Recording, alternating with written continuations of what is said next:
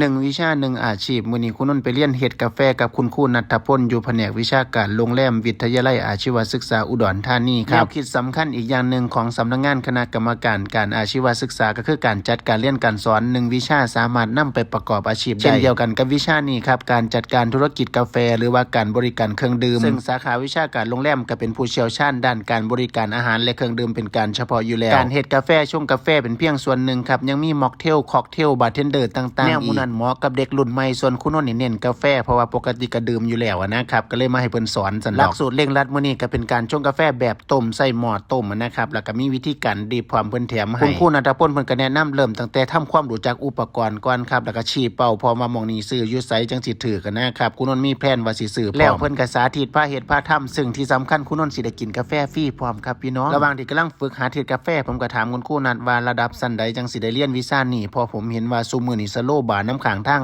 หลายคันเด็กน้อยเฮามีสกิลทักษะมื้อนี้ก็จบออกไปขนาดวิชาเดียวนี่ก็เป็นอาชีพนึงได้แล้วเด้ครับยังบ่รวมวิชาอื่นๆในสาขาอีกโอ้ยผมว่าอนาคตเด็กน้อยสายอาชีพนี่บ่อึดแต่งานสิเฮ็ดคันตั้งใจเรียนนะครับแทนมาแล้วครับพี่น้องกาแฟฟรีจากคุณครูณัฐพลสาขาการโรงแรมมาขอเพิ่นเรียนก็ได้กินของฟรีพร้อมพี่น้องเอ้ยจะแม่นโชคดีมันปากคุณนนท์คักหลายรสชาติดีเป็นตาสั่งอุปกรณ์มาเฮ็ดกินเองอยู่ตัวละครับหลังจากนั้นคุณนัทเพิ่นก็สอนวิธีการดริปซึ่งเป็นอีกรูปแบบนึงในการชงกาแฟสำหรับผู้ใดที่มีลูกมีหลานบ่คันมีหม่องเรียนสนใจอยากเรียนสายอาชีพสาขาการโรงแรมก็เป็นอีกทางเลือกนึงคือจังคุณนนท์พามาเบิ่งมาส้มนี่ล่ะครับอาชีวะอุดรเฮาเปิด3หลักสูตรปวชรับผู้จบม.3 ปวสรับผู้จบปวชหรือว่าม.6แล้วเฮาก็มีหลักสูตรปริญญาตรีต่อเนื่องพร้อมครับคันผู้ใดสนใจอยากเรียนอยู่นี่สามารถสำเร็จการศึกษาได้รับพระราชทานปริญญาบัตรได้เลยฝึกการฝึกงานก็มีระดับใหญ่ๆโตๆทั้งนั้นเลยบ่ว่าสิเป็นโรงแรม5ดาวภัตตาคารหรูนะครับมาเรียนแล้วมีประสบการณ์แน่นอนสุดท้ายนี้ก็ขอบพระคุณการโรงแรมเด้อที่เลี้ยงกาแฟมื้อนี้แหละก็ให้ความรู้คุณนนท์พร้อมครับ